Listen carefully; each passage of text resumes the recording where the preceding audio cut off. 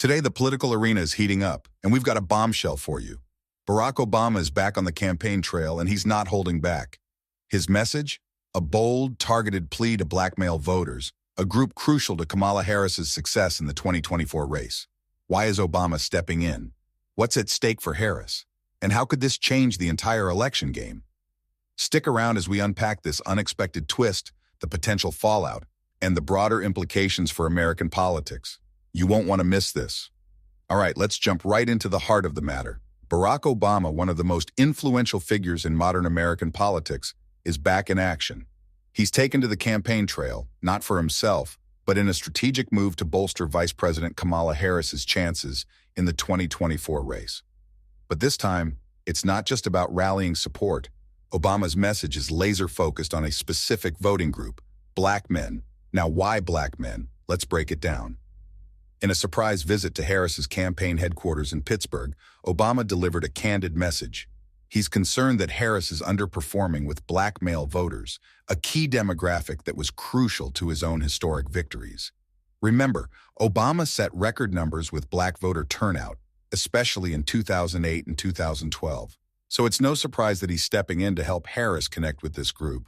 But here's the catch. Obama's message wasn't just a pep talk. He directly addressed the hesitation some black men might feel about supporting Harris, suggesting that some are uncomfortable with the idea of a woman president. He called on them to rethink what true strength means, urging them to see voting for Harris as a way to support strong leadership, no matter the candidate's gender. This is where things get interesting. Some are applauding Obama for stepping up and addressing this issue head-on. After all, he's one of the most trusted figures in the black community, and his words carry weight. But others are asking, is this the right approach? Deeper dive into Obama's message. Let's pause for a second and really unpack Obama's message. He's essentially saying that by not supporting Harris, some black men might be buying into outdated ideas of masculinity. He's calling on them to show strength by voting for a candidate who represents progress, even if that candidate is a woman. Now, that's a bold statement, but it raises a few questions. First, is this message going to resonate? Some critics argue that singling out black men in this way could be risky. Are they being unfairly targeted?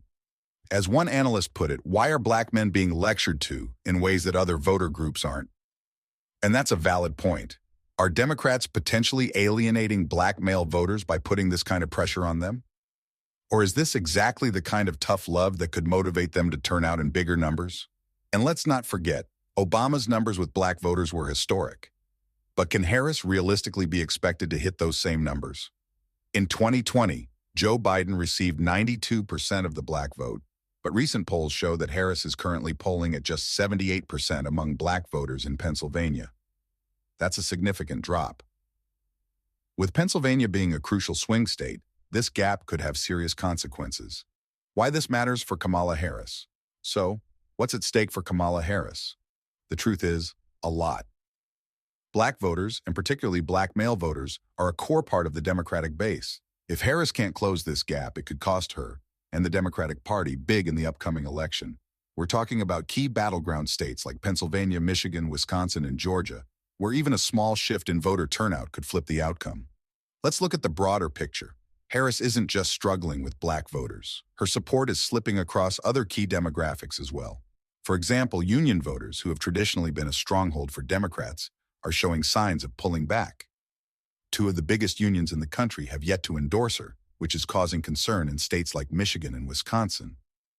Harris is also facing challenges with Hispanic voters in California and Muslim voters in Michigan.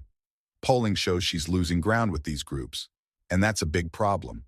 In a race this tight, every vote counts, and Harris can't afford to lose support from these vital communities. Let's talk numbers for a second. According to the latest Quinnipiac poll, Harris is struggling not just with black male voters, but across the board in some key battleground states. In Pennsylvania, she's polling 14 points behind where Biden was at this same stage in 2020. And in states like Michigan and Wisconsin, the numbers are just as concerning. What does this mean for the 2024 race? Well, the so-called blue wall that Democrats rely on could be in serious jeopardy. If Harris can't regain ground with these key demographics, Trump could make significant inroads in these states, just like he did in 2016. Challenges ahead for Harris. But it's not all doom and gloom for Harris. Let's not forget her campaign is still relatively new. She hasn't had much time to define herself or her message since stepping into this race. Some political insiders argue that Harris just needs to get out there more, to meet voters where they are and connect with them on a personal level. In fact, one Democratic strategist recently said that Harris needs to get into the union halls and community centers and just talk to people. The same way Trump has managed to make personal connections with voters, Harris needs to show people who she is and what she stands for. The question is, can she do it in time? With the election fast approaching, Harris doesn't have much room for error. Every day counts, and Obama's presence on the campaign trail is a clear sign that the Democratic Party knows how high the stakes are. One thing that can't be ignored is the historical context here. Black men have traditionally voted in line with black women. So why are we seeing this potential drift now? Is it the candidates, the messaging, or something deeper? Bigger picture. Let's zoom out for a moment and consider the bigger picture. The 2024 race isn't just about Harris or even Obama's ability to rally voters. It's about the direction of the country.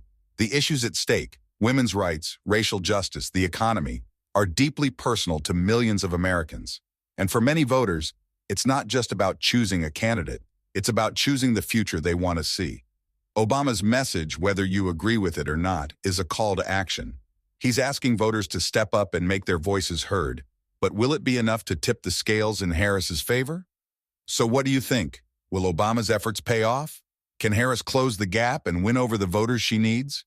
Or is this a sign of deeper challenges within the Democratic Party? Let us know in the comments below, and make sure to subscribe to stay updated on the latest twists and turns in this high-stakes race. Thanks for watching, and we'll see you next time.